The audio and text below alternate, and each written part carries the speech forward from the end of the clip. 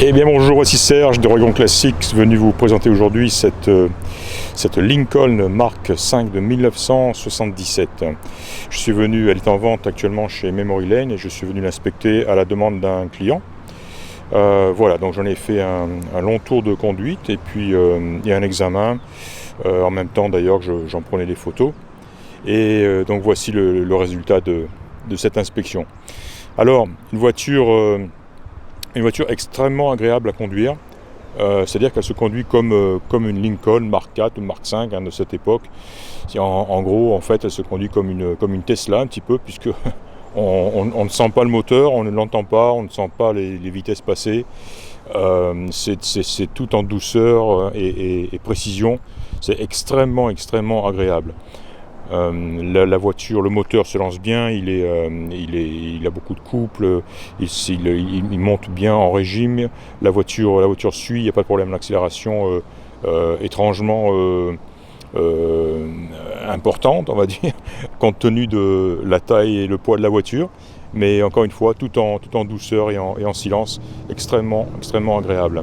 Voilà, elle est équipée d'un moteur V8 de 460 cubic inch, évidemment une boîte automatique. Alors comme je pense toutes les Mark V, les Lincoln de ce modèle,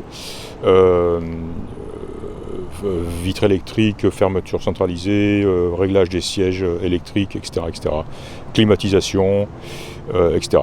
Celle-ci a la particularité de n'avoir ni toit ouvrant ni toit en vinyle. C'est ce qu'on appelle l'option Delete, on va dire.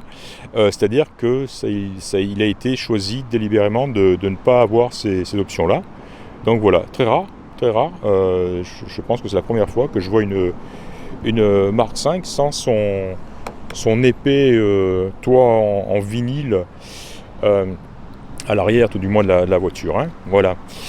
De même que la combinaison de couleurs aussi, que je n'avais pas encore vu auparavant, un très joli bordeaux et blanc, très sympa, et la voiture a un intérieur en cuir, un bordeaux profond, très joli, hein, de beaux sièges en cuir à l'avant, à l'arrière, avec une usure normale, hein, pour ce genre de cuir, quoi, hein, mais pas de déchirure, pas d'accroc. Hein, on voit simplement donc cette patine un petit peu sur le siège avant et bien sûr beaucoup moins sur le siège passager et même la banquette arrière. Voilà, le petit bouton pour manœuvrer, faire basculer, se trouve en bas. Voilà, donc un très bel arrière, une banquette somptueuse. Voilà, un beau ciel de toit. Voilà, très bel intérieur. L'intérieur de cette voiture est en très bon état, voire même excellent. Voilà, alors un très joli poste de pilotage, cockpit aussi, hein. À noter la montre Cartier qui fonctionne, on voit la petite trotteuse se déplacer. Voilà, commande chauffage, climatisation. Sur la porte on a les commandes bien sûr, réglage de rétroviseur gauche. Ça, ce sont réglages des sièges, hein, en avant, en arrière, le tilt, donc on bascule en avant, en arrière, hein, on peut aussi avancer et reculer bien sur le siège. Et là, ce sont les commandes de vitres électriques, côté conducteur, côté passager, et ici la fermeture centralisée. Donc tout ceci fonctionne. Ce qui ne fonctionne pas, c'est simplement, et ils me l'ont dit, et ils vont, je pense, ils vont y remédier. Le siège avant, qui devrait avancer, ne le fait pas. On voit non, même pas. Donc un problème de câble, de connexion. Donc je pense que Memory Lane va s'y pencher. C'est la seule chose qui ne fonctionne pas. C'est donc le mouvement du siège avant-arrière électriquement. Donc tout ceci va être revu. Au sujet de ce qui ne fonctionne pas, en ce qui concerne ce qui ne fonctionne pas, j'ai noté aussi que la clim ne fonctionne pas. Elle crache de l'air chaud, vraiment chaud, donc aucun air froid. Et bien sûr, la voiture est équipée du système de climatisation d'origine, qui fonctionne donc à l'ancien gaz, un réfrigérant, le R12, on le voit ici. Donc voilà, le système n'a pas été, disons, modifié, modernisé. et ce qui explique cela. Sinon, le compresseur est présent, il est entraîné, on voit la courroie est présente aussi. Voilà, simplement, je pense qu'il faut au moins qu'il soit rechargé. Et bien sûr, ce qui pose un problème en ce qui concerne les systèmes qui utilisent encore le vieux gaz, le R12, qui est devenu interdit. Voilà, un joli compartiment moteur. On voit que la voiture n'a pas été, ce n'est pas une de ces voitures que Memory Lane fournit, fournit à son professionnel du nettoyage. On voit qu'il est vraiment dans son jus, et on le voit ici, hein, tout simplement. On voit bien que c'est tout simplement un petit peu poussiéreux, sale.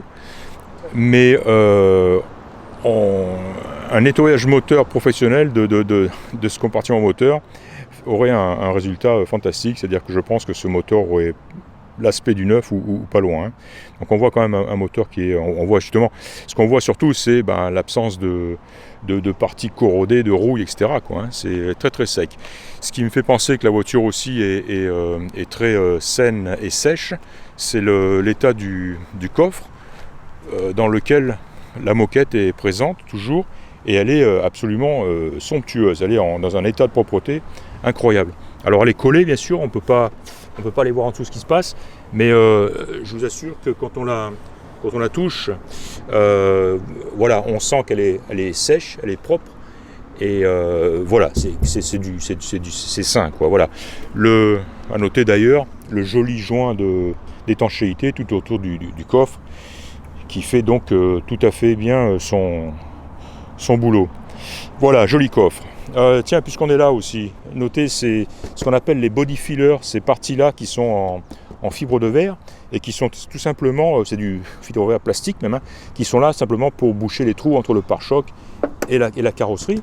Et ces body fillers, comme on les appelle, se prolongent jusqu'ici, ça c'en est un aussi, et avec le temps, ils ont tendance à s'assécher jusqu'à un point où ils deviennent... où ils se finissent par se casser tout simplement, hein, très friable. Et voilà, donc c'est important, même si on peut les acheter relativement facilement, mais ensuite il faut les peindre, les installer, etc. Mais sur cette voiture, ils sont en bon état, ils sont absolument pas cassés, craquelés, tous. On voit la peinture, surtout ici, qui commence à, elle, se fissurer légèrement. Là, voilà, là, et puis pareil de l'autre côté, un petit légèrement ici. Mais bon, ça c'est que la peinture, hein, c'est pas le body filler lui-même. Donc, et là c'est parfait. Donc bonne nouvelle, ils sont donc bien présents et en bon état. Et à l'avant, ils sont dans le même état. On va les voir. Donc, hein, tout ceci, c'est du plastique. Hein, voilà, ce qu'on appelle les body fillers parce que des fils, ça veut dire qu'ils remplissent l'espace nu entre le pare-choc et la carrosserie. Voilà ce que c'est qu'un body filler. Tiens, puisqu'on est là aussi, eh bien, parlons des phares avant. Comme vous le voyez, ils sont actuellement ouverts. Et j'ai noté, j'ai même chronométré. Et en fait, voiture à l'arrêt, quand on arrive, hein, les phares sont fermés évidemment. Ils s'ouvrent de même au bout de 2 minutes environ. Et voilà, alors là, c'est trop court. Normalement, il reste fermé plus longtemps que ça. Combien de temps exactement, je ne saurais le dire. Mais c'est même une sécurité qui fait, un système de sécurité qui fait que les feux automatiquement s'ouvrent au bout d'un certain délai. Mais bien sûr, pas un délai de 2 minutes. Donc, c'est pas bien grave dans la mesure où, moteur tournant, les feux vont se refermer tout seuls et ils vont rester fermés tout le temps en fait que le moteur sera tournant. C'est simplement lorsque le moteur est éteint que le système n'est plus alimenté en air que les phares s'ouvrent tout doucement au bout de 2 minutes. Donc, hein, voilà, donc c'est bon, ce qui veut dire que il y a une fuite indéniable dans le système pneumatique. Il faut la localiser évidemment, et une fois qu'on l'a localisée, généralement là, la réparation n'est pas trop importante ni méchante ni trop onéreuse, mais voilà, le tout étant de la localiser. Voilà, alors bon, c'est pas grave, hein, voilà, les feux s'ouvrent, c'est tout, mais encore une fois, quand le moteur tourne, les feux restent fermés et s'ouvrent bien sûr à la commande. À la commande, justement, la commande, parlons-en. Alors la commande, elle est actuellement, elle est à revoir. C'est une tirette qui se trouve ici, et actuellement on la voit, elle est en position tirée, on va dire, ce qui normalement correspond à la position on, donc feu allumé, c'est-à-dire phare ouvert. Or, donc on voit le débattement ici qui n'est pas normal, puisque normalement la tirette devrait être contre le tableau de bord. Et on peut la tirer, voilà, ici on la tire, et là on est en position on, où les feux normalement devraient s'ouvrir, et s'ouvrent d'ailleurs quand le moteur est en marche. Donc ça fonctionne. Simplement qu'elle n'est pas, cette tirette, elle n'est pas dans sa position normale, et voilà. Donc ils le savent, Memory Lane, et je pense que ça, ils vont y remédier aussi. Les feux, je ne pense pas à l'ouverture des feux. Au bout de 2 minutes, je ne pense pas, mais enfin ça reste à discuter, à négocier. Voilà. Alors j'essaie de me souvenir des éléments négatifs de la voiture afin de ne pas en oublier. J'ai parlé du siège électrique, donc qui n'avançait pas, qui ne reculait pas. J'ai parlé de la clim qui ne fonctionnait pas, la petite tirette donc qui fonctionne mais qui n'est pas dans sa position normale, et les feux qui s'ouvraient au bout de 2 minutes environ. Je pense. Non, j'ai pas tout dit. Alors j'ai noté aussi que, et là c'est peut-être un peu plus gênant, j'ai noté aussi que la voiture vibrait, je sentais une certaine vibration au niveau des roues avant, certainement, sortie de boîte, je ne sais pas. Au démarrage doux, avec les roues,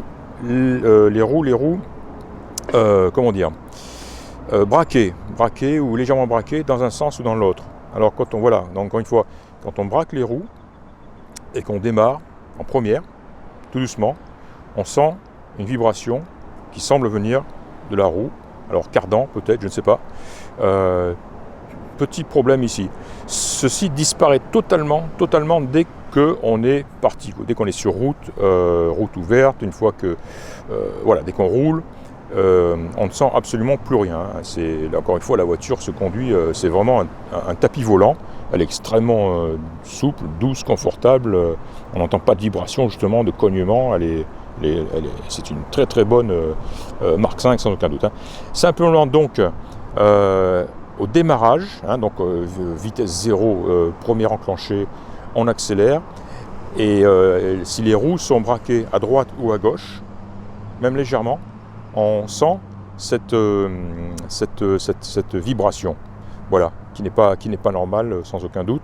Et ça, je vais leur signaler, parce que je pense que c'est le plus important, finalement, parmi ce que j'ai noté au niveau des défauts. Je pense que celui-ci est le plus important, et je pense que c'est celui-ci qu'ils devraient adresser en priorité s'ils le veulent bien. Mais donc, encore une fois, tout ceci reste à discuter, à négocier. Voilà. Qu'est-ce que je pourrais vous dire de plus? La carrosserie, parlons-en, la peinture, alors elle est probablement d'origine, et bien sûr elle est un petit peu terne, on va dire. Ceci dit, un bon lustrage professionnel, et à mon avis elle serait le jour et la nuit un petit peu. Elle apparaît déjà quand même, elle présente quand même très très belle. Je la voyais sur les photos, elle est quand même magnifique, cette voiture. Mais ce qu'il lui faut, c'est ce bon lustrage professionnel, surtout sur la partie Bordeaux, là, donc ce qui prendrait pas longtemps, et qui donnera à la voiture un air fabuleux. Les glaces sont toutes en très bon état, c'est important, surtout ce grand pare-brise. Ce serait dommage de voir arriver en France une voiture comme ça, avec un pare-brise comme ça fêlé. Non, celui-ci est en très très bon état, donc aucun souci de ce côté-là. Les chromes sont en très bon état, bien sûr. C'est une voiture qui a été malgré tout bien entretenue, et qui de toute évidence n'a pas subi n'a pas été exposée aux intempéries, on va dire. Très beaux pneumatiques, ils sont quasi neufs, magnifiques pneus. Ce sont des enjoliveurs et non des roues à rayons, il faut le signaler. Et voilà. Ouais, très beau chrome, les pare-chocs sont magnifiques, la calandre Lincoln bien sûr, majestueuse, est en excellent état. Tiens, petit truc, aussi, un petit truc révélateur, ces feux, comme ceux à l'arrière d'ailleurs, hein, ont tendance, le chrome autour de ces feux, sur ce modèle-là en particulier, a tendance à se piquer et à s'écailler assez rapidement. Je le vois sur beaucoup de Mark V et notamment une Mark V que j'ai expédiée il y a quelques temps en France et pour laquelle ce feu étant cassé, j'ai dû en trouver un, j'ai dû en chercher un. J'ai eu du mal à en trouver un justement qui avait encore tout son chrome entier d'origine non piqué comme ça. Et pour en venir à cette voiture, on voit que là par contre les chromes sont en excellent état. Donc c'est ça, plus l'état de ces fameux body fillers, hein, qui ne sont pas cramés, explosés, me fait penser que cette voiture a vraiment été protégée, quoi. Elle a été gardée à l'intérieur de toute évidence. Et voilà, hein, encore une fois, l'état du coffre aussi me fait penser la même chose. Donc voilà, c'est pour ça qu'on a quand même affaire à une voiture très très très saine. Le dessus de pare-brise, du tableau de bord, hein, qui n'est absolument pas craqué. Donc il n'y a pas de fissure, rien, impeccable. Voilà. Eh bien écoutez, je pense que j'ai fait le tour de la question. J'en ai pris pas mal de photos. Je vais prendre aussi pas mal de photos du dessous de la voiture. Et puis voilà. Et puis je vais la ramener chez Memory Lane. Un petit plan capot fermé, c'est quand même plus joli. Ainsi que le coffre.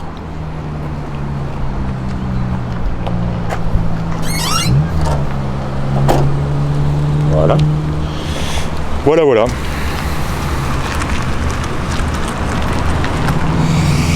Je sais pas ce que vous en pensez, mais moi j'aime beaucoup. De toute façon, j'ai un petit faible pour ces Mark V.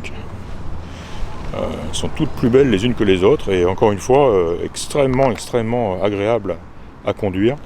À noter, hein, qu'elle a un autoradio qui fonctionne bien avec un lecteur 8 pistes, hein, un 8-track.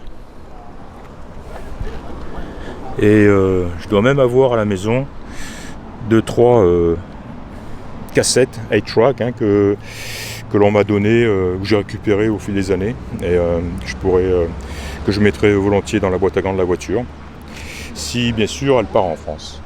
Voilà, inspection terminée. J'espère que vous aurez apprécié. Un petit peu long, mais bon, il faut prendre le temps de tout montrer, tout expliquer, je pense.